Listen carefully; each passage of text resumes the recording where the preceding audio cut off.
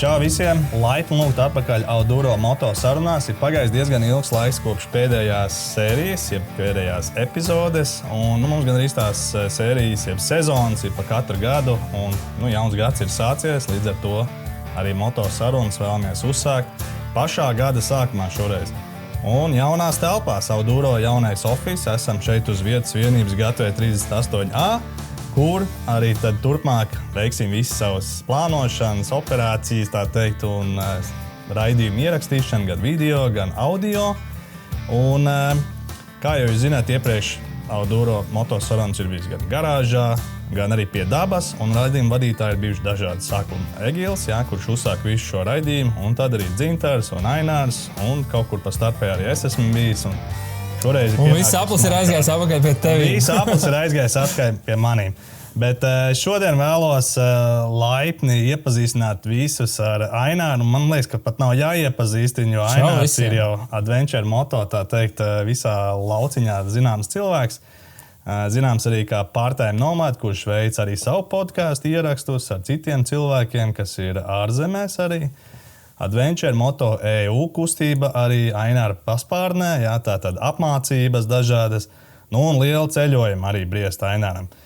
Un par cik Ainārs mums tāds pieredzējis īstenībā cilvēks šajā visā, tad es viņu uzaicināju šodien kā pirmo tēmu šajā sezonā pastāstīt. Ir off-season, jeb tās brīdis, kad mūsu moči pārstāja garāžās, nolikti malā, jo ārā ir sniegs un ir augsts. Toties citās valstīs ir silts un forši brauciens, tāpēc šīs dienas tēma mums būs par to, kā Latvijā vismaz off-season laikā turpināt braukt ar moci, tikai citās valstīs. Ainār, varbūt vēl pāris vārdos iepazīst, kaut ko pastāstīt, ko cilvēki vēl nezina par tevi. Ko nezina par manīm? Grūti pateikt. Tas, kad... es domāju, ka tie, kas mani zina to, ka man ir tas ceļotāja gars ir diezgan liels un gribās ceļot. Un šis gads, laikam, tu teici, ka mēs šogad parunāt par šo gadu, par to, kas par visiem ceļojumiem plānotajiem. Un šogad es esmu laikam mazliet savu to iekšējo velnu palaidis vaļā. Un, kad, davai, Ainār, ir tas laiks, ir vienkārši jāmauc, jāceļo. Un man pašam adventure braukšana varbūt neinteresē tik daudz kā paša tā braukšana ar moci, bet vairāk tā ceļošana, tas piedzīvojuma gars. Tā kā, jā. Ok, skaidrs, piedzīvojuma braukšana visiem tas mūsos iekšā ir. Bet pastāst, ko tu vēl dari? Kas ir tas, kas tev varbūt šo visu nosacīt sponsorē? Nē, bet tev ir dienas darbs. Kā tu to vari atļauties? Kā es to varu atļauties? Es esmu viens no... Mēs esam vairāk, tādi, ne vairāk, vismaz divi tiešām ar Arvīdu.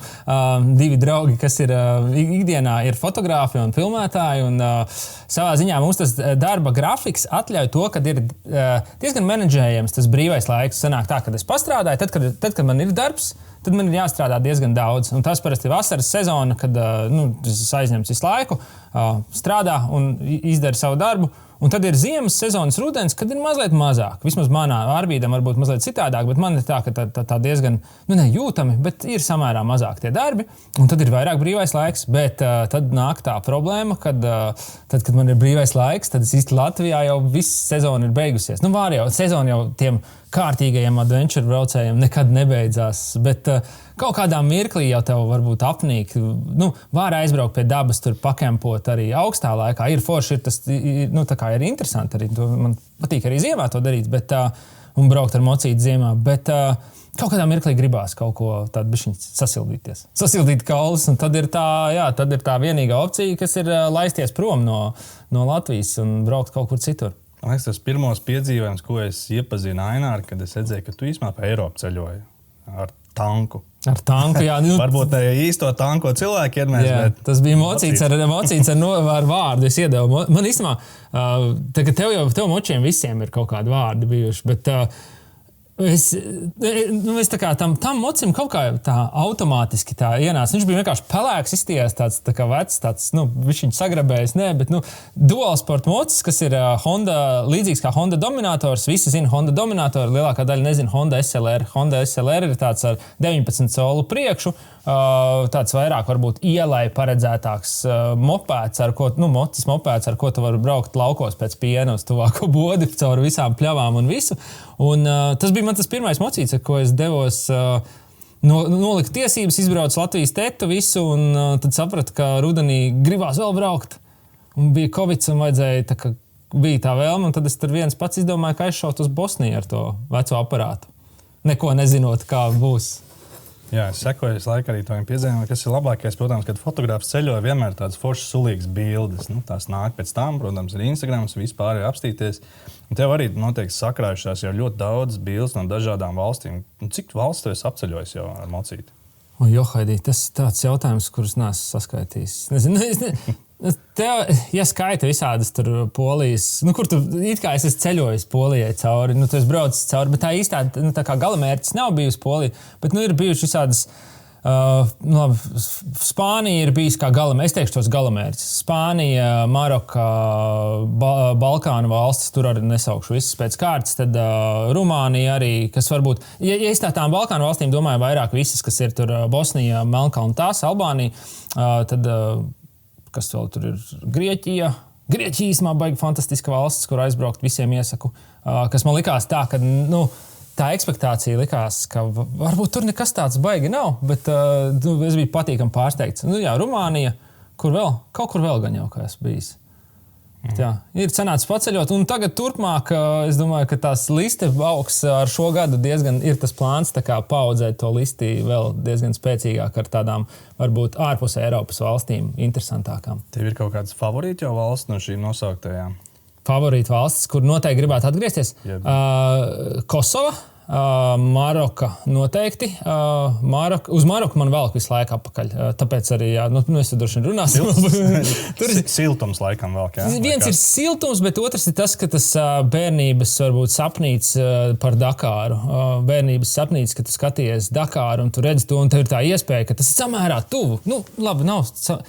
Īsti, no vienas puses ar moci braucot, uz turieni aizbraucot ir tālu, bet ar lidmašīnu ir sasniedzama tā vieta. Un tu, kad tu vari nonākt tajā bērnības sapnī, kur tu esi skatījies, kur Dakārā tur brauc ar močiem cauri, un tu vari braukt pa tiem pašiem ceļiem, kur tie visi ir braukuši. Un tas vienkārši, nezinu, vai tas ir viena tā sajūta. Protams, arī braukšanas ziņā ļoti forši, ļoti, ļoti interesantā braukšana. Man patīk braukt uz smiltīm, patīk kāpas, smiltis. Es teiktu, ka Maroka ir tāda no valstīm, kur noteikti atgriezties. Kosova patīkami pārsteidza, un Grieķijā noteikti atgriezīšos vēl, jo Grieķija arī bija, no kuras es tiešām neko negaidīju, bet tiešām bija tāda ļoti, ļoti, ļoti forša vieta motobraukšanai. Vai latvieši ir tādi ceļotāji, kas arī ziemā dodās uz citām valstīm ceļot, turpināt savus braucienus? Kāda tev pieredze novērojama? Tad, kad es kad sāku ar to tanku braukt, es varbūt nezināju tādu to iekšējo katliņu, to mazo mūsu adventure moto industriju, nezināju tur tos cilvēkus, varbūt nebija tik daudz WhatsApp grupās vai internetā nesekoju. Tad man likās, ka nav. Tur man likās, ja tas uz to Bosniju, tas aizbraukt ar moci, tur tos 2,5 kilometru likās vienkārši mežonīgi liels ceļojums, ļoti tāls un super piedzīvojums. Kas arī labi, ka man tad tas tā likās, jo tad es citāk varbūt nebūtu aizbraucis. Kad tas man likās tāds ritīgs challenge. Kad tagad, skatoties, sekojot visur grupām, tikko es atkal redzēju, kaut kas ir Indijā. Kaut kur kaut kas. Tur ir Indijā, tur šeit, tur un visur. Man liekas, tā vairāk esot tajā industrijā iekšā, tu redzi, cik tas viss ir sasniedzams un kur visi kaut kur brauc. Un man liekas, no Latvijas reāli daudz brauc. Bet tie ir pieredzējuši ceļotāji vai? Zigā, liela daļa ir, tev nav jābūt, varbūt, es neteiktu, ka tev ir jābūt pieredzējušam ceļotājiem, lai iegūtu pieredzi ceļojot. Tā kā tu nevari būt pieredzējis ceļotājs uzreiz, tev ir kaut kā tā pieredze jāsavāc. Un viens variants varbūt tur vākt ar kaut kādiem tuvākiem galamērķiem, un otrs ir, tu vari vienkārši uzreiz sevi iemest kaut kādā tālākā situācijā. Var aizbraukt ar kaut kādiem, kas organizē braucienus kopā, var aizbraukt arī pats, kāpēc gan nē. Tas viss atkarīgs no tā, cik tu gribi pats organizēties un cik tu gribi pats organizēt un cik tev ir tāda, varbūt tāda drosme un tāds, tas ceļotāja gars, kad varbūt ir ok arī, ja nav ok.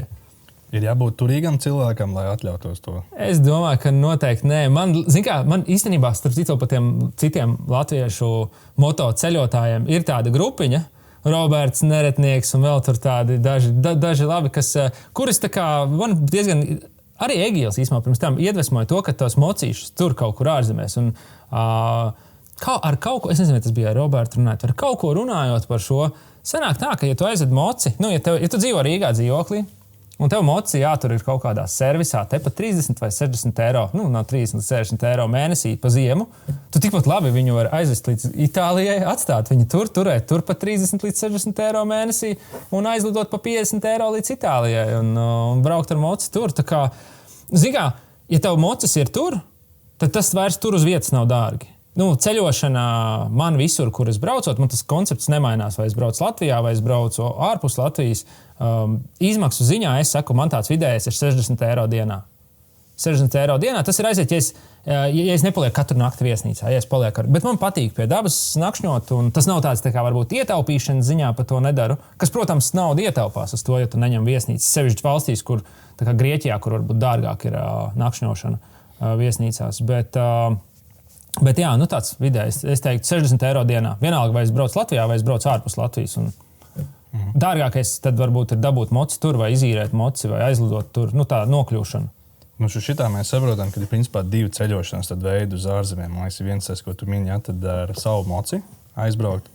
Un tu pats esi un vēl ar saviem kolēģiem esi nopirkuši tos vecos tādas mocīšas, varētu teikt, DR mocīšas, kam tur un kāda vēl tur bija mocīša.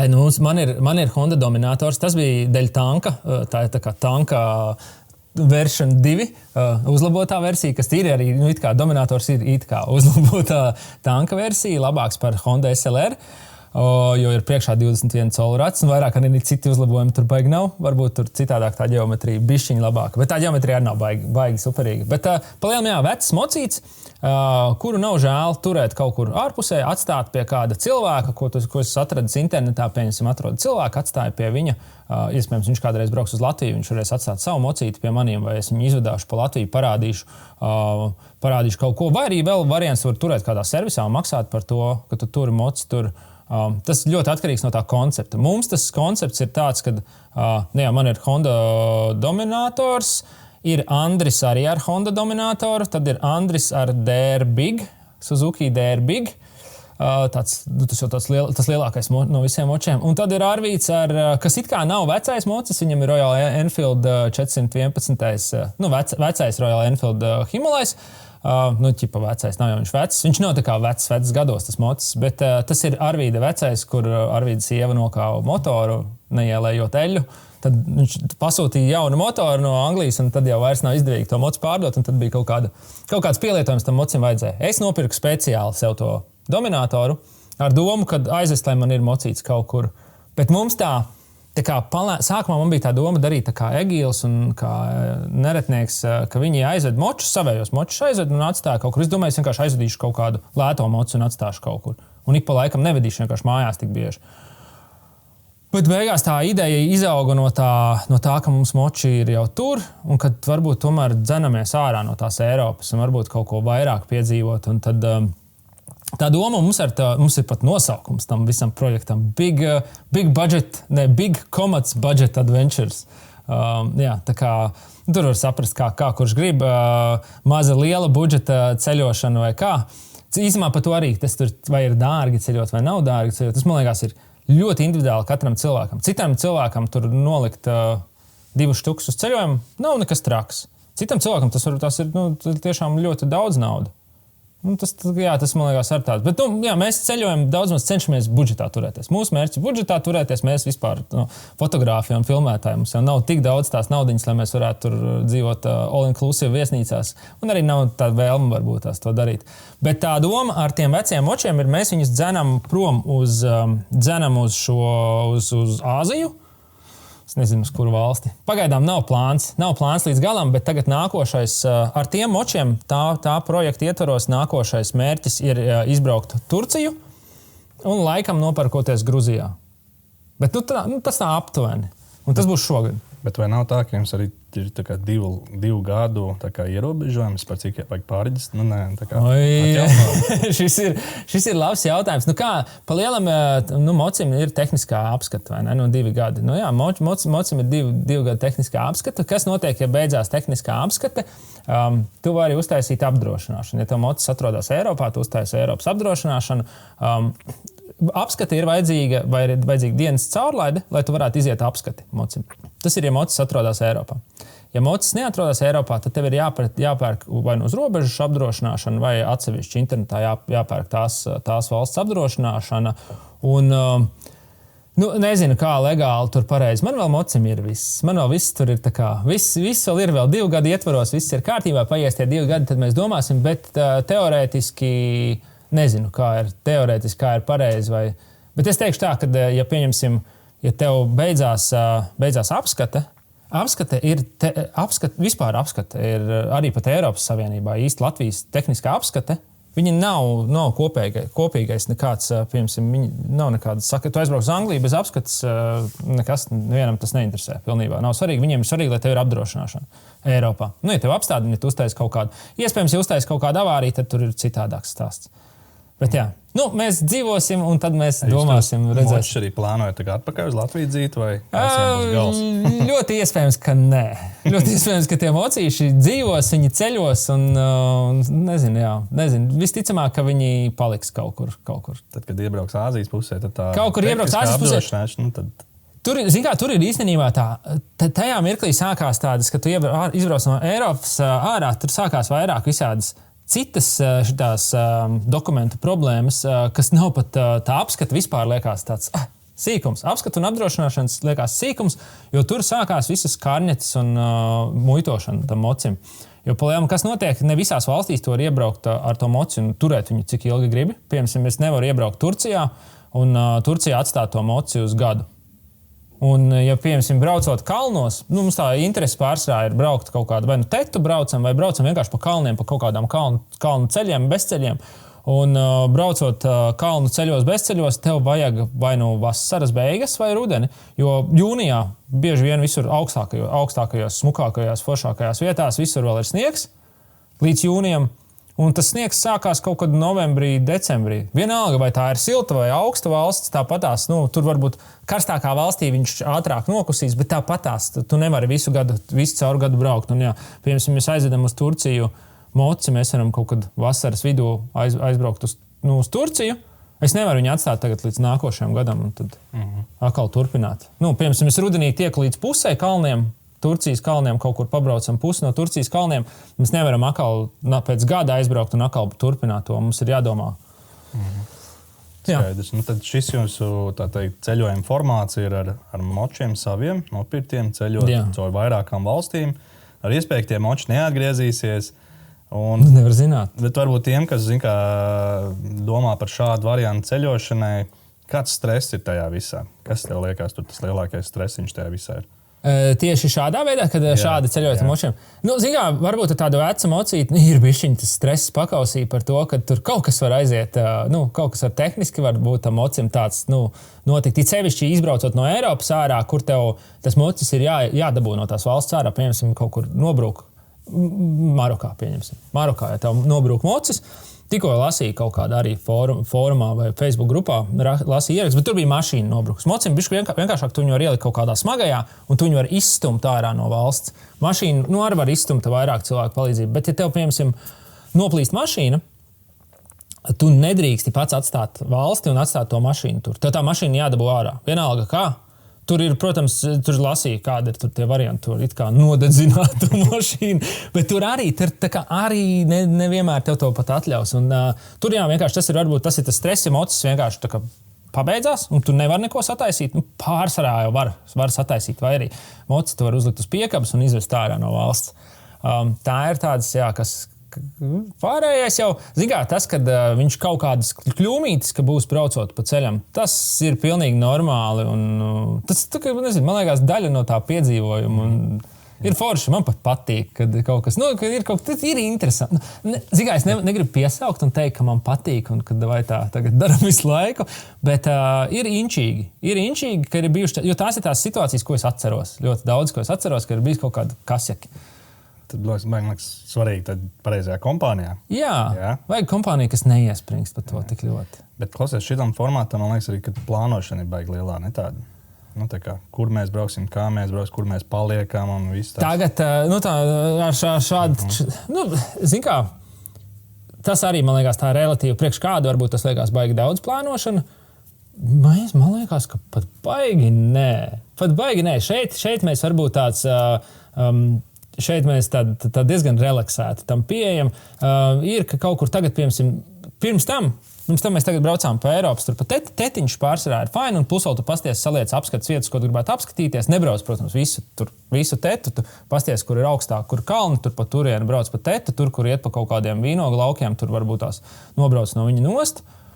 Baigi daudz tā plānošana nav tik izteikta, es teiktu. Varbūt tas tāpēc, ka tu esi jau pieredzējušāk, zini, kā arī kartēs. Jā, es arī nezinu, vai tas man, varbūt tās man tā liekas, ka, easy peasy, tagad ņem un, teorētiski es varētu vienkārši aizbrauc valsti un ņem un brauc, tagad ņem piedzīvo, kas būs, tas būs. Man savā ziņā arī, es esmu tāds cilvēks, man patīk, varbūt, kad nav tik ļoti saplānots. Man patīk, kad, zini, tā dzīve jau vispār mums visiem ir tāda saplānota, ka tev ir ļoti tā rutīna.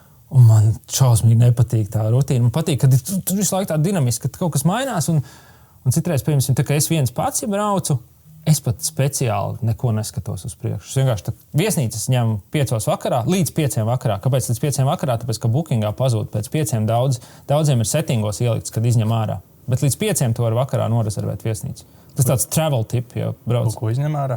Piemēram, ja tu brauc un tu ar domu palikt viesnīcās, viesnīcas, booking.com ir iestatījumi, un ļoti daudziem tiem hostiem ir iestatījumi tādi, kad, piemēram, uz to pašu dienu viņu tā naktsmītne no 5 pazūd. Līdz 5 viņa rādās, viņiem kaut kā viņa ir pieejama. Bet viņi līdz 5 ir tajā mājaslapā. Pēc 5, vienkārši tāpēc, ka pēc 5, lai tu nenorezervē kaut kādos 11 vakarā un neuzrodies. Jā. Bet tas ir settingos. Šis ir vērtīgs tips. Jā, bet tas ir nav visām naktsmītnēm, bet liela daļa pazūd tajā laikā 5. Un tā kā līdz 5 ir tā kā labs laiks, kad...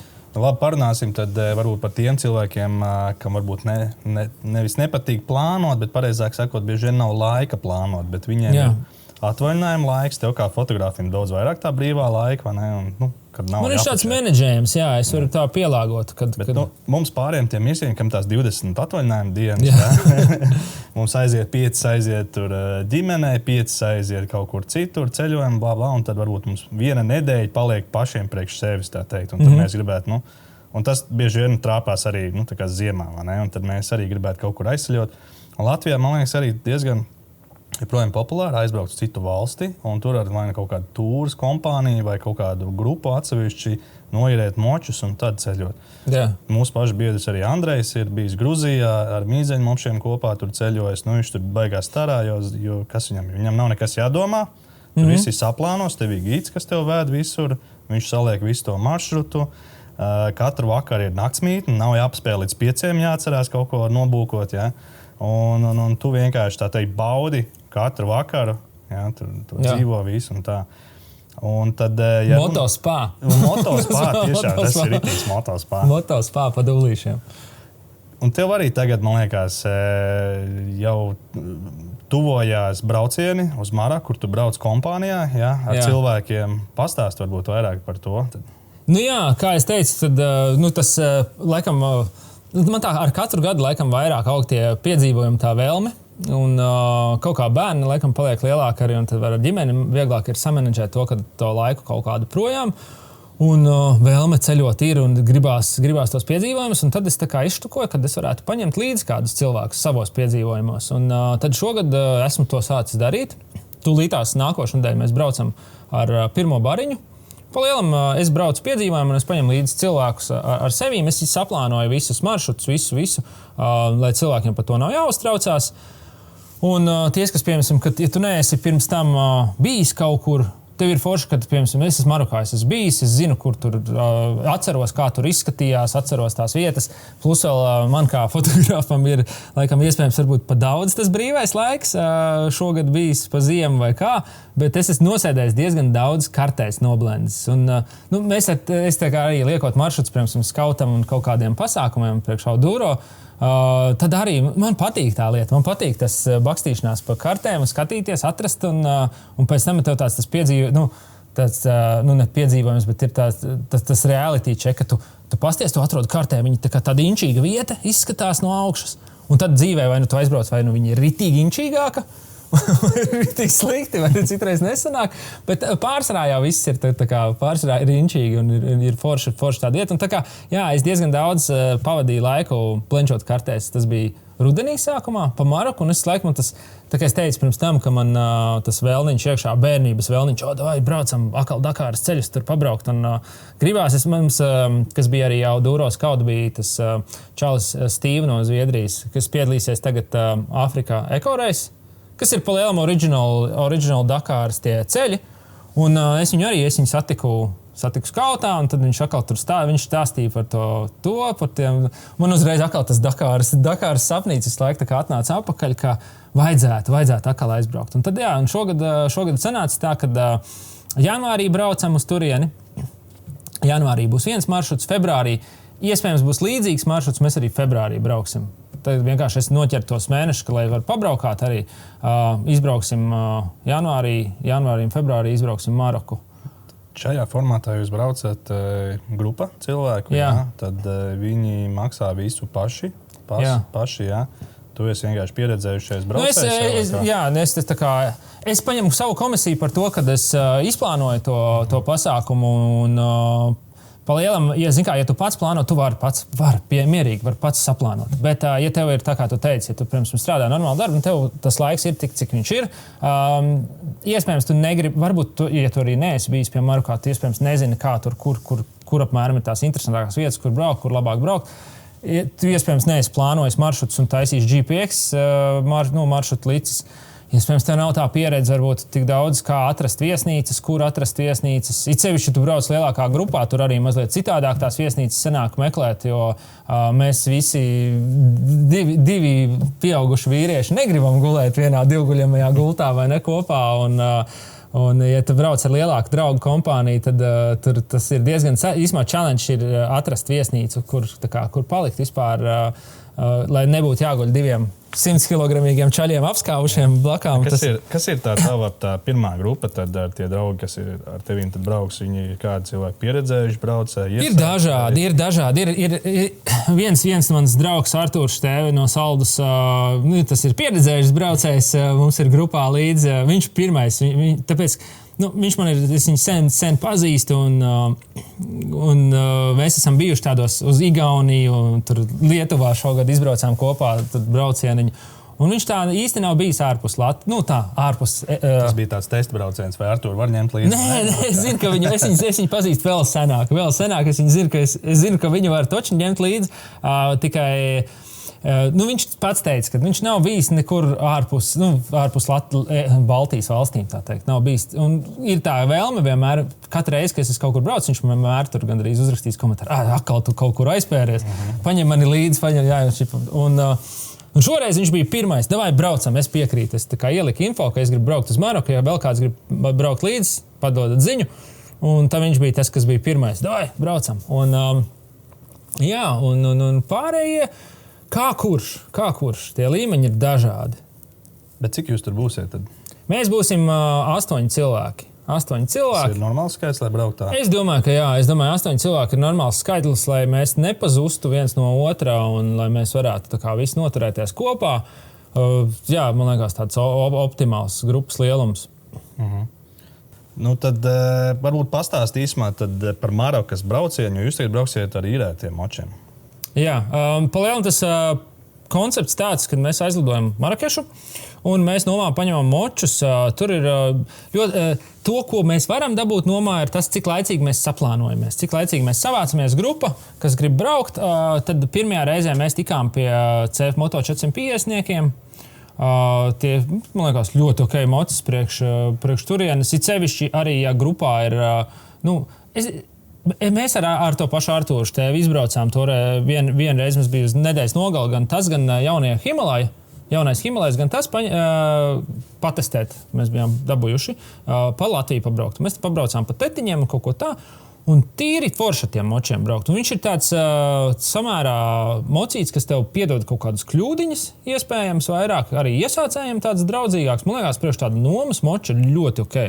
Ļoti ok, viņš nav tev nav bail no tā moča vai kaut kā tāds. Tu jūties tāds mopēts, ar kuru tu var viegli pabraukt.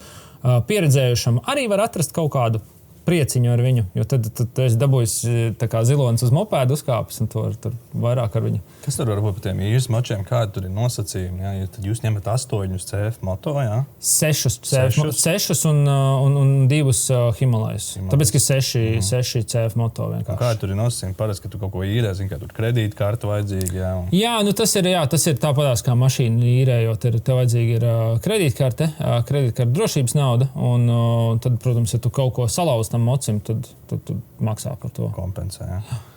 Skaidrs. Un kas varbūt tad ir biežākie tādi mīti par tiem īres motocikliem, ko tu esi dzirdējis? Es nezinu, vai nu mīts.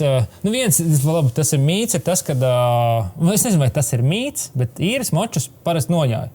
Viņi būs tā kā palietotāki. Šeit šogad ir laba stratēģija, ka nesen tie moči ir ienākuši tur nomā, jo viņi ir diezgan tāds svaigs modelis. Tāds vispār jā, tas mocis ir tāds diezgan svaigs modelis, un viņi ir ienākuši ap divu, gan Himalaya, gan tie ir tā kā nesen ienākuši. Tā iespēja, ka viņi līdz tam laikam, kad mēs tiksim pie viņiem, viņi vēl nebūs tik ļoti nojāti. Nu, cerams. Pēc tam būs, jā. To nevar zināt, jā. To nevar zināt, bet jā, tas palielam tā ir tāda tā kā stratēģija. Es domāju, ka jāņem tie moči, tāpēc, ka stratēģiski tie būs mazāk nojāti. Otrs tas, kad īres močiem riepas. Nav tas mīts, visticamāk, ka viņiem būs tādas vairāk ielai orientētākas riepas. Ar to ir vai nu jāpielāgo maršruts, vai arī jāsadzīvo braucot bezceļos arī ar tām. Jūs tā īres kompānijai sakat savu maršrutu, ka jūs tur pa tūkstnes un kur tur dražāsiet? Jā, viņi jau zina, ka visi tā kā... Mums nav jāsaka viņiem precīzs maršruts. Es nezinu, es domāju, ka viņi arī baigi neiebilst gan jau. Ja mēs paši varam izbraukt, kā viņiem, ja mēs atvedam moci apakaļ, ja viņš nav galīgi sabojāts, jo ir sabojāts, tad mēs maksājam par to, protams. Bet tā jā. Par to iespējams labāk nevajag viņiem precīzi teikt, bet viņi jau apzinās, ka mēs nebraucam uz Vāciju braukt ar tiem močiem. Mēs viņus paņemam Marokā. Ļoti daudz ir tādi tie bezceļi, kuros tu negribot nonāc. Un, zin kā, arī tas, kad ir atšķirība, varbūt tas bezceļa tā braukšana, kāda tā kā būtu Latvijā. Piemēram, Latvijā mēs braucam, tur meklējam smiltiņu, meklējam meža ceļu un meklējam dubļus. Tur dubļi praktiski, ja viņi ir ļoti daudz siltajās zemēs, ja ir dubļi, tad tas ir māls, un tad tu vienkārši griezies riņķī un mūc no turienes. Tur nav jēga, tu vienkārši nevar pabraukt. Tu viss aizaug mociem, viss aizaug ciet ar to mālu, tu nevar pabraukt. Vienalga kādas riepas, tur pilnīgi vienalga kādas riepas, vai tev augstais dubļsargs vai zemais dubļsargs, tev viss tur nobloķējās un viss tur ir čakars. Lielāks nekā, nav jēga vispār. Tikko mēs arī pat Bulgārijā satikām dubli tādu, to mālaino dubli. Visur, skrūvē nost mocim detaļas, lai tu varētu viņu pastumt uz priekšu. Grūti. Atgriežoties varbūt tiem īres močiem, kas ir, kā tu izvēlējies to īres kompāniju? Vai tu meklēji, googlēji vai pazīstamie jau kaut kādi ieteica? Ir zina, kas ir zināmas zināmas īres kantors. Variants tāds, piemēram, cilvēks, kas brauc, meklē, googlē, skaties tādu daudz maz normālu, lielu kantoru, kas ir ar kuru nav, kas nav maziņas tāds skečīs čūris. Atsauksmēs jāskatās, jā? Atsauksmēs vai vispār pasties kāda mājaslapa tam kantorim. Šādi te jau braucot vairākiem cilvēkiem, es sarakstos, sazinos ar to īpašnieku un saorganizēju tur visu. Tur ir citādāk, bet ja tu, piemēram, brauks viens pats no malas, iespējams, tur tev nevajag obligāti ar īpašnieku sazināties, pieteikt to, ka jūs tur būsiet. Es vienkārši bija daudz jautājumu arī no grupas, kas brauc, tad es vienkārši sazinājos, viņiem jautāju, kas ir tur tā un kas un kā notiek. Un, vienkārši atrod tādu, kas tev liekas legit, kur tu vienkārši nepazudīs. Jo tev ir jāiemaksā kaut kāda priekšapmaksa. Tev ir jāsamaksā priekšapmaksa, lai rezervētu moči. Jo savādāk, jo mēs te visi varētu pateikt, vai rezervējam moci un nekad neatlidot. Tu jau sāki runāt par tiem māliem un vispār. Kā izstāsta Maroka ziemā? Marokas ziemā. Tas ir, jautājums. Marokā ir sniegs? Ir sniegs, un mēs arī braucot grupā, kas brauc, visi zina to, kad sniegu mēs satiksim. Sniegs būs, vai viņš būs uz ceļa. Grūti pateikt, visticamāk, ka nē, jo man ir tādi 2 slepenie aģenti, kas pašlaik brauc pa Maroku, un tad es sekoju viņiem līdzi un sarakstos ar viņiem. Tad bija tāds pārīts no Singapūras, viņi braukā apkārt pasaulē, viņi bija Talsos iebraukuši tur pie manīm. Satikāmies pavasarī, un tagad viņi tieši ir Marokā. Es ar viņiem arī, tagad, kad lidošu uz Maroku, tad satikšos ar viņiem tur. Bet es redzu, viņi brauc līdzīgi to maršrutu, tās vietas, kur ir, un tā kā es redzu, tur kalnu pārēj ir ar sniegu, tur nav ar sniegu, tur tā kā, jā, un palielam, Sniegs būs, jo, ja tu brauc kalnos visur ir sniegs. Marokā kalnos ir sniegs. Lietus arī var būt Marokā. Nav tā, ka tur ir pilnīgs tuksnesis un sausums. Un nav tā arī, kad, piemēram, tagad janvārī, kad tur būs mežonīgi karsts un silts. Tur būs tāda motobraukšanai temperatūra. Palielam tie grādi, ko mēs varētu tur satikt, kādu gaisa temperatūru ir no 0 līdz plus 20 grādiem. 0 iespējams vairāk ir tuksnesī naktī. Tuksnesī, tur, piemēram, kur paliekam kaut kādās, tur vienkārši naktī, kur tuksnesī, tur tā temperatūra nokrīt dramatiskāk. Tur, kur ir kalnos, kur ir sniegs, tur būs kaut kādi plus grādi, tā gaisa temperatūra plus grādos, bet vienkārši tur, tāpēc, ka augstu kalnos, tur pēc sajūtām nav tik augsts, bet ir sniegs. Sauss, jā? Laikam, jā. Sausums, Nemāku izskaidrot precīzi, kā tas viss ir, bet viņi teica, viņi brauc vasaras cimdiem, un tas Singapūriešu pāris, viņi teica, braucām tur sniegs bija malā, bet braucām vasaras ventilētiem cimdiem, viss ok, plus 8 grādi, saules spīdē, viss bija baigi forši. Iespējams, ja tur ir vējaini, zin kā, tad var justies tā kā pēc sajūtām augstāk, bet... Kas ir, varbūt, zin kā, tādiem cilvēkiem, kas varbūt nav redzējuši Maroku vai izpratuši Maroku, tur droši vien daļai bildē liekas, tā kā vizualizējās tuksnesī, jā. Kā tev liekas? Jā, šis ir labs jautājums. Tā kā uzdošu tev. Man tas research, izpētes nolūkos uzdošu jautājumu tev. Kā raksturo, kas ir tuksnesis? Tuksnesis? Jā. Vai, labs jautājums. Daudz smiltis, kāpas, droši vien, sausums, tās smiltis, kas ir tā kā jūras smiltis. Jā, ok. Zinā, tas ir tā, ka man arī tā kā pirms biju Marokā, kad sapratu, bet liela daļa tuksnešu nav. Tās ir tās tuksnešu smilšu kāpas, kas ir tur, viņas ir dažās vietās, bet viņas nav visur. Pa lielam braucot uz Maroku, nav tā, ka tu aizbrauc un tu visu laiku brauc pa smilšu kāpām. Pa tām smilšu kāpām nav tā, ka baigi viegli pabraukt. Tev ir jāiemācās vispār pa viņām braukt. Mums tagad šitajā braucienā, ka mēs būsim, mums nav maršruts neiet tur cauri, bet tie, kas gribēs vakarā, mums ir speciāli tajā dienā īsāka diena, tie, kas gribēs, varēs pamēģināt pa tām kāpām pabraukt. Jo pa kāpām braucot ir tā, ka tev ir jāiemācās viņu nolasīt. Viņiem nav tā, ka ja viņi iet lēzeni augšā, tad viņi stāv lejā. Tad tām kāpām ir tādas bedrītes. Tev te jāiemācās tajā, tu nedrīkst tajā bedrītē palikt apakšā. Ja tu paliec apakšā, tu jau netiec ārā vairs. Tu netiec ārā, jā. Tu norocies apakšā, tad ir daudz, kas jāzina. Tu atstāji emociju un ar kājām. Jāspēj lasīt reliefu. Jāspēj lasīt reliefu, jāmācās. Tur ir tā kā gandrīz kā tādai sērfošanai jāmācās to lasīt. Es arī nevaru teikt, ka es esmu tur pieredzējis tajā baigi. Es esmu pabraucis, es apmēram sapratis, ka mēs cik paši braucām, bija tās situācijas, kur tu arī brauc pēc tās lēzenes kalniņš. Tāda sapūsta smilšu čupiņa, kā pierasti, domā, tāda smilšu čupiņa, tu brauc, tā kā smuka forši tā pārbrauks pāri, un tad tu brauc. Man vēl kaut kāds viens video klips bija, kur Arvīdam Markam tur somas kratījās no šitā. Kad tu brauc, vienkārši uzlec. Tu tā kā nebija gaidījis tur. Tu vienkārši brauc, pum. Un Arvīds šitā brauc ar vienai kaut kādai kāpai, brauc pāri, tāds lēzens, iet, un otrā pusē ir tāds vilnīt, tas vilnīt, Tad tu droši vien par savu jautājumu biji domājis, ka tur ir daudz tādas stepes atklātās vietas, nevis tas, ko mēs... Nē, tas tuksnesis ir ļoti daudz, viņš ir ciets. Viņš ir ciets tā kā, nevar teikt kā grants, viņš ir tāds cietāks gandrīz. Tur nekā nav, līdzenums. Vienkārši tur līdzenums, tad tu brauc, tur ir tālu, nekas nav, tad ir kaut kādi tie kalniņi apkārt, tu tādi mazie kalniņi, bet viņi ir tāpatās lieli kalni, bet mazie kalniņi. Cik redzēts Marokā, tad jau arī tās stepes var noķert, tā teikt, blakus asfaltam arī, vai ne? Jā, asfalts arī tur īstenībā nav tā, ka tur asfalts nebūtu. Tur asfalts ļoti daudz. Arabi jau ir tomēr bišķiņ tā kā... Viņi ir attīstīti. Viņi tā kā varētu teikt, ka starp Eiropu un Āfriku tāds pirmais solis Āfrikā, bet tie skati ir. Var bišķiņ noķert Eiropas sajūtu, var bišķiņ noķert to Āfrikas sajūtu, bet skati ir tādi, skati ir kā Āfrikā. Pastāst tad varbūt par to braucienu maršrutiem, kādi plānojās kalni, ielas, akmeņi. Šoreiz tieši pa Marokā ir plānots tā, ka no kalniem mēs tā bišķiņ šķūrējam nost. Mēs izbrauksim, mums būs viena kalnu pārēja, vienkārši viņi ir jāizbrauc, nav varianti, jo mums ir jātiek pāri uz to. Mēs braucam. Šoreiz tā doma ir vairāk pabraukt to Dakāras sajūtu noķert, pabraukt par tiem tuksnešiem, pabraukt kaut kur pa zemāku vietu, kur ir tev kaut kāds tā kā reliefs apkārt, var uzbraukt kaut kādā mazajā vietējā kalniņā, bet tur nebrauc 2000, 3000 metru augstumā tādos kalnos. Mēs no tiem, mums būs viena pārēja, kas būs virs 2000 metriem, kur vienkārši ir jāizbrauc. Bet mēs speciāli brauksim tā, lai drošības pēc braucam to pa asfaltu, jo viņi būs notīrīta visticamāk. Un, ja būs nokusus notīrīt, un tur būs droši pārbraukt.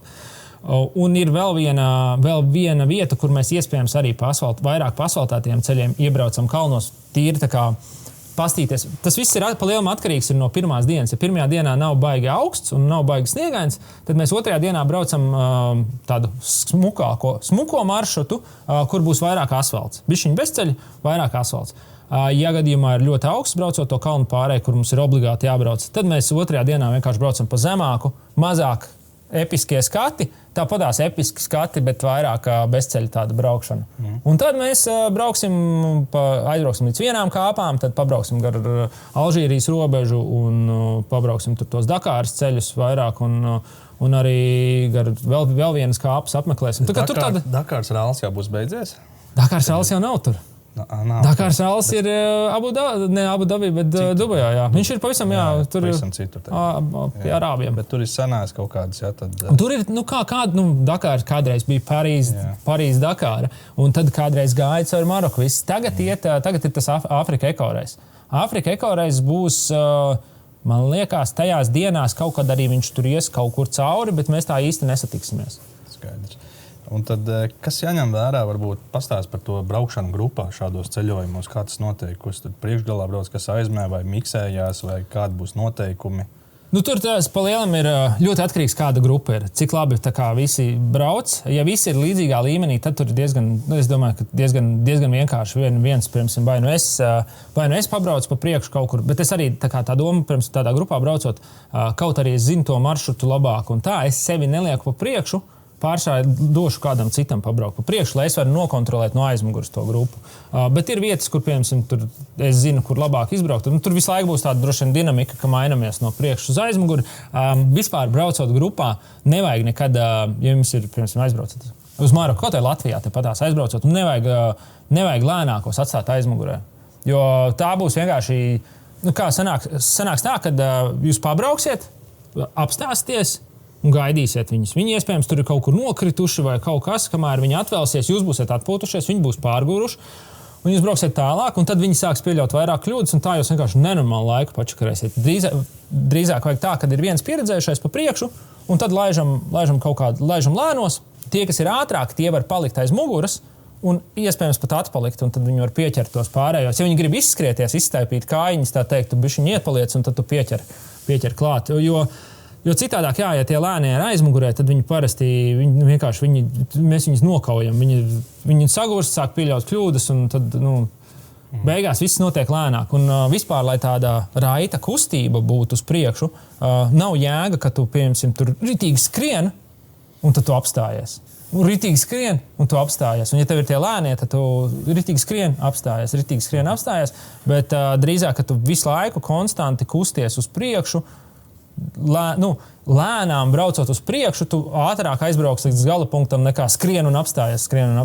Ceru sapratiet to domu. Šeit jābūt droši vien teikt sapratnē, kad jūs brauksiet grupā, vai ne? Jā, tu esi tik ātrs, cik ir lēnākais grupā. Tas ir jāgaida, kad tu esi ātrs braucējs, tu varēsi vīlēt ritīgi un tad sagaidīt jūs vakarā. Tāpēc, kad es esmu izplānojis tā, ka tajā dienā, mums ir tā viena diena, kur tie, kas gribēs izpausties, būs kāpas, varēs tur būs vakars episks, man ir fočiks līdz, tur būs foršas bildes iespējams, ja es pats nebūšu nobraukājies līdz bezsamaņai, tur daudz, bet jā, tur varēs kārtīgi izstaipīt kājas, tā, ka, tur būs tā iespēja ritīgi izpausties. Pārējās dienās arī teorētiski tu vari bišķiņā iepalikt, ja tu esi ātrāks braucējs un pabrauc. Mums visiem tās sarunu iekārtas, cerams, visiem būs sarunu iekārtas. Tas arī īrēts būs, jā? Nē, tās ir katram savas personas. Katram ir līdz tādai, jā? Nu, ja ir, tad... Bet jūs jau ķivers īrēsiet, vai ne? Nē. Mēs visi lido, visi ar savu ekipējumu, visu... Tad varbūt parunājam par to praktisko pusi tieši par to ekipējumu, kas jūs tur sagaida un kas tad pašiem būs jāņem. Es teiktu tā, ka jebkurā domas kantorī tu brauc, kā mēs visi tie... Ja mēs būtu cilvēki, kas nebrauc ar moci, mums nebūtu savs ekipējums, tad iespējams aizbrauc, tu tur īrē to, ko tev iedod, to tu brauc. Tur tās apenes ir, ne apenes, bet tās lietas ir iesvīdušas un nezinu, kas ir lietojis to iepriekš, un vai tev viņas īsti der, vai tev tur nespiež. Un ja tu brauc 8 dienas, ja tu uzvelc kaut kādas ceļsargas, kas tev tur rīvēsies 8 dienas, tu būsi vienkārši... Ja es braucu un man ir tā grupa daudz maz jāsatur kopā, jo mēs esam kopā atbraukuši, tad... man vajag uzreiz sākās problēma ar to, ka, ja kādam tur ceļsargs rīvē, kaut vai viņam gribās ēst, tad jau sākās problēma. Un ja ceļsargs rīvē, tad vispār tur ir tā grupa sāk strīdēties un viss ir slikti. Tāpēc tādus īrēt ekipējumu, ekipējumu, es domāju, vienkārši ņem paši līdz to, ko tu zini, ko tu lieto. Ņem tādu ekipējumu, arī tas, ar kādu ekipējumu braukt, brauc ar to, ar ko tu brauc, ar ko tu esi pieredzi braukt. Ja tu paņemsi tagad uzvilks kaut ko, tāpēc, ka es tev pasaku, kad es braucu krosa zābakos, tad tev obligāti jāņem krosa zābaka, vai arī es braucu tur adventure zābakos, tev jābrauc. Ja tu izdarīsi tāpatās, kā es tev pateikšu, tad tu atbrauks, tev rīvēs, nebūs ērti. Zini kā, man liekas, vairāk iespēja nošķilties, sasisties ir tad, ja tu esi kaut kādā diskomfortā. Un ka tu nevari uz 100% koncentrēties. Tikpat labi, zini kā, ir ļoti daudz visādi, motokrosā daudz, kas brauc bez aizsargiem. Jā.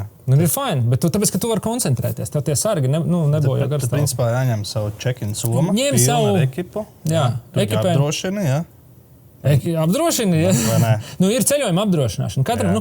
Katrs pats uztaisa sev ceļojuma apdrošināšanu. Jo motoekipējums jau tomēr savācās naudiņas, ne? Tad... Tas ir brīvprātīgi. Tas ir tā kā brīvprātīgi. Es savējo neapdrošinātu. Tā kā man nav tik... Man liekas, apdrošināšana tas ir... Tā kā apdrošina savas bailes. Mēs apdrošinām savas bailes, par ko tev liekas, par ko tu neesi pārliecināts. Es esmu pārliecināts, ka iespējams viņi tā kā atlidos. Es vispār pats lidoju uz turieni. Es lidoju ātrāk dienas pirms viss tā kā grupa atbrauc. Es gribēju arī savu mazo vēl tur maršrutiņu un, kā es teicu, tos Singapūras pārīti satikt arī tur un pabraukt vēl bišķiņu pa Maroku vienītī. Kaut kādas 3 dienas man sanāk pirms tam. Es lidoju bez check-in somām, es lidoju ekipējumā.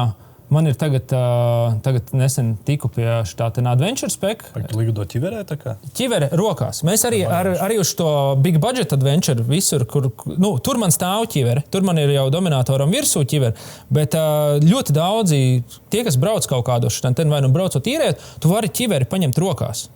Kad tu lido, tu paņem mazu somu, mugursomu un ķiveri rokās. Man tās mantas, ko man vajag līdzi, lai brauktu kaut kādā motobraucienā, man baigi daudz viņas nav. Man pietiek ar tādu samērā mazu mugursomu līdz 20 litriem un ķiveri rokās, ja es ekipējumu uzvelku. Un tad kas ir tās pamatlietas, kas jāņem līdzi šādam braucienam? Ekipējums, ķivere, cimdi.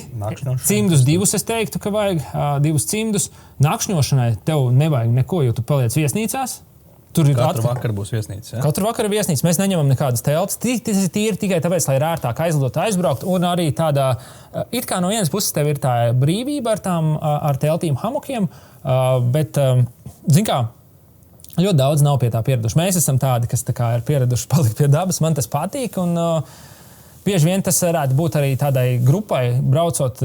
Sākās kašķi no tā, ka tu esi diskomfortā varbūt tās. Un tad labāk ir novērst tos kašķus. Tas ir viens tu novērst, tu brauc ar savu ekipējumu, tev ir tas, pie kā tu esi pieredzis, tu jūties ērti. Tu nodod to ekipējumu, ja tu jūties, ja tev tā sajūta, ka Air Baltics varētu tev viņu neatvest, tas tiešais lidojums. Piemēram, tagad ir tiešais lidojums ar Air Baltiku. Ja tev liekas, ka viņš neatnāks tā soma uz turieni, galā apdrošini viņu, tev būs sirds mierīga. Lai gan īsumā, ja tev ir kredītkarte un kura tev ir vajadzīga, lai tu varētu moci paņemt īrē, tad tev ir apdrošināšana arī. Un man liekas, ka arī to somas arī tiek tā kā automātiski iekļaujās tajā. Un kas ir tās tā kā iespējams man ir pat apdrošināšana. Kas ir tās lietas, ko nevajag ņemt līdzi? Ko nevajag ņemt līdzi? Dronu nevajag uz Maroku ņemt līdzi. Nevajag nazi ņemt, ja tev nav nododamā bagāža un tādas lietas, kas ir kaut kādas, ko tev lidostā varētu atņemt. Nevajag ņemt līdzi pārāk daudz lietas.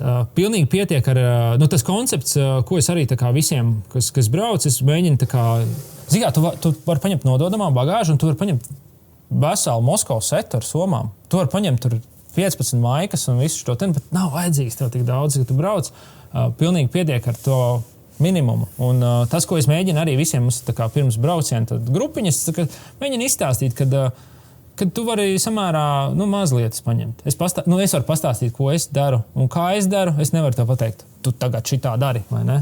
Es varu ieteikt tikai. Tā būs vēl, bet droši vien vakaros jau viesnīcā pārmazgāt, tur lietas, lai nav tās komplekti. Piemēram, tā kā braucot arī ar pirms tam ceļojot arī. Tagad, gan tagad, jebkurā tā kā ceļojuma konceptā, 3 apenes un zeķes, un ja tev viņas paliek netīras, tu viņas izmazgā. Ir ūdens, ir ziepes, var to izdarīt. Vai arī ir viesnīcas, kur tu vari iedot vienkārši veļu, un tev viņi atdod no rīta. Viss tur izgludināt, apenes sagludinātas, sakarinātas. Kas tur uz vietas jums sagaida? Būs arī kaut kādi lokālie gidi, kas ir sarunāti, kur varbūt vietas, kur... Es zinu, ka vietas nav vajadzīgs. Nav vajadzīgs. Zini kā, es esmu bijis tur. Tad es saku tā kā, priekš nav vajadzīgs. Ja tu neesi bijis, tad iespējams tev vajag kādu, kas pietur rociņu. Iespējams. Ne pietur rociņu, bet ir reizēm vietas, kur tikai ar gidu drīkst iebraukt, pirms atļaut. Tur visur var. Ir kaut kādas, tas citās valstīs tas būtu droši vien kaut kādā Āfrikas tur safārī iespējams tur vajadzētu. Tad paķidāsim nedaudz tā varbūt pieredzi tavējo. Tās kļūdas, lielākie ieteikumi. Tad kāda ir tava lielākā kļūda, ko es pieļautu šādos ceļojumos? Ne Marokā, bet vispār varbūt tādos. Kļūda. Es domāju, es nezinu, vai tā būtu baigi lielākā kļūda. Lielākā kļūda varbūt tas no paša sākuma, kad tu pārāk daudz lietas ņem līdzi. Tad tu beigās saproti, ka teorētiski arī, labi, tas tā baigi skaisti izklausās. Teorētiski var ar kredītkartes zobos aizbraukt uz Maroku un tajās vienās drēbēs arī izbraukt visu. Nav vajadzīgs tev tās pārējās lietas. Tas pārējās lietas viss ir ekstras. Un tu saliec, cik daudz tās ekstras gribi, tas, pa lielam, tas ir tas, ka pa daudz cilvēki mēs visi ņemam. Un līdz ko tev ir mocis apkrauts, tev nav vērti braukt. Tev tā braukšana, tev pazūd tas braukšanas kaifs. Līdz kā mocis ir nokrauts. Un kļūdas. Es nezinu, vairāk laikam tāds nav nekas, kas nāk. Laikam izklausās jau pieredze, jau ir tur. Tikai neatceros, kļūdas ir bijušas stabili, ka daudz, bet es tā kā uzreiz nenāk prātā. Tāda attieksme drīzāk jautājums arī, ne? Tā kā, vieglāk pieeja tām lietām, nepārdzīvo. Es domāju, ka to... nevajag pārdzīvot par tām lietām. Tas viss ir tā kā daļa no tā piedzīvojuma, kad, ja kaut kas nenotiek pēc plāna, nevajag pārdzīvot, kad nenotiek pēc plāna. Tā vienkārši lemts, un tev ir tā kā, tu risini to. Un, kas man liekas, bieži vien mēs paši uztaisam sev to problēmu, kur viņu vēl nav. Mēs es tagad braukšu, piemēram, braucot uz Maroku ar savu moci, piemēram, braucu uz Maroku, un kas man būs, ja man tagad mocīts tur saplīsīs, un kā es viņu dabūšu apakaļ? Priekš kam tu domā par to, kas vēl nav? Kāda jēga tev par to domāt? Tā, kad tev tas notiks, tad tu varēsi par to domāt. Jo tu īsti pirms tam sagatavoties tam nevari. Tu vari sagatavoties no interneta sakačāt numurus ar visādiem evakuatoriem un tā, bet vai tev to vajag? Nē, tas liek iztērēts laiks. Bet vienkārši, tā kā nevajag atrast tās problēmas, kur viņas vēl nav. Bet pāris lietas, man tu pareizi minēji, tā kā tos numurus sagatavot, kartes lejuplādēt offline. Tās man liekas tādas, tās ir pašsaprotamās lietas. Mums jau digitālajā laikmetā, ka visur ir online, ir pieredze, ka tās kartes vienmēr ir, bet tiklīdz tu aizbrauc, kur ir offline, galīgākais, vai ne? Jā. Šis, zini kā, īstumā baigi labi tas, kad, piemēram, kad tu saki šitās lietas, man jau viņas liekas, protams, es tikko vakardien visas kartes sakačāju, vairākās aplikācijās sakačāju maršrutus vairākās aplikācijās, lai visam ir backups, kartes vairākas, visam ir jābūt sagatavotam. Bet varbūt nevajag pārāk daudz iespringt. Tas bija tas, ko es gribētu. Ar pieredzīti jau nāks tas viss, bet labi. Tad tuvojoties raidījuma noslēgumam, jautājums varbūt tad tiem cilvēkiem, kas vēl nav īsti pārliecināti par šādu ceļošanas formātu, vai viņi grib vai nē, bet Kam tu ieteiktu šādu ceļošanas formātu? Kas ir šie cilvēki, kam noteikti to nevajadzētu? Tu domā tas tā kā fly and ride, vai ne? Fly and ride. Jā, tieši šajā formātā. Es domāju, es ieteiktu jebkuram pamēģināt. Labāk būs droši vien tādam cilvēkam, kuram ir mazāk laiks un kurš grib aizlidot un pabraukt. Viens variants ir, viens variants tu vari braukt kopā ar kādu, otrs variants tu pats vienkārši aizbrauc, izīrē, brauc. Tur super! Kā būs, tā būs tava pieredze, tu būsi uztaisījis. Ja tu gribi, lai tev tāds interesantāks ir tas maršruts, tad tev iespējams ir jābrauc vai no ar kādu grupu, vai jābrauc pie kāda jāpiemetās, vai kāds draugs te jāatrod, kurš grib saplānot to tavā vietā. Jābrauc ar manīm! Šis formāts var tad kļūt arī par tādu dzīves sastāvdaļu, ka tu katru gadu tagad zini, ka tu ziemā brauksi kaut kādā. Ja, es domāju, ka man noteikti savā ziņā kļūst par vispār tā moto ceļošana. Man ir tā kā vismaz reizi vai 2 reizes gadā man ir kaut kāds trips. Un man tā ir tāda dzīves sastāvdaļa vienkārši. Tas tā kā es bez tā vairs baigi negribu. Vairs nevar, jā? Vairs nevar. Viss ir tā kā tu noķer to un tad viss. Super. Labi, tad tiem cilvēkiem, kas varbūt vēl nav pārliecināti un viņiem vajag vēl iedvesmu, kur viņi var atrast tev un kā sekot tev un kā? Mani var atrast Instagramā adventuremoto.eu. Visādās WhatsApp grupās vēl es esmu arī, un dzīvē var atrast man arī kaut kur pie Kurzemes pusē vairāk. Ko es gribēju teikt, mēs runājām par Maroku. Visa šitā ten. Bet vēl ir plānots brauciens uz Vietnamu, bet par to droši vien kādā citā reizē, jā. Izklausās, ka tas būs citai reizē, jā. Tas ir citai reizē. Ja kāds interesējās, noteikti var uzrakstīt, man es varu izstāstīt un iespējams var pievienoties tur arī tādam braucienam. Jā, super. Super, liels paldies. Ainārs Mazjānis, tuvojās Marokas ceļojums, jā. Ar draugiem kopā. Janvārs, februāris. Janvārī, viens brauciens ir janvārī, viens ir februārī, un martā ir Vietnama. Un vēl Vietnama martā. Un pēc tam, es teicu, ka šis gads ir tāds all-in. Tas ir tāds all-in, kad tiešām tā ceļošana ir pārņēmusi man lielu daļu manas dzīves. Un tad aprīlis, maijs, iespējams, ka ir Turcija ar tiem big budget močiem, un tad rudenī atkal vēl ir braucieni paredzēti. Tā kā, jā. Pagaidām neko nesaku vairāk, bet Instagramā gan jau varēs redzēt. Gan jau, ka redzēsiet super foršas bildes visādas no Aināra.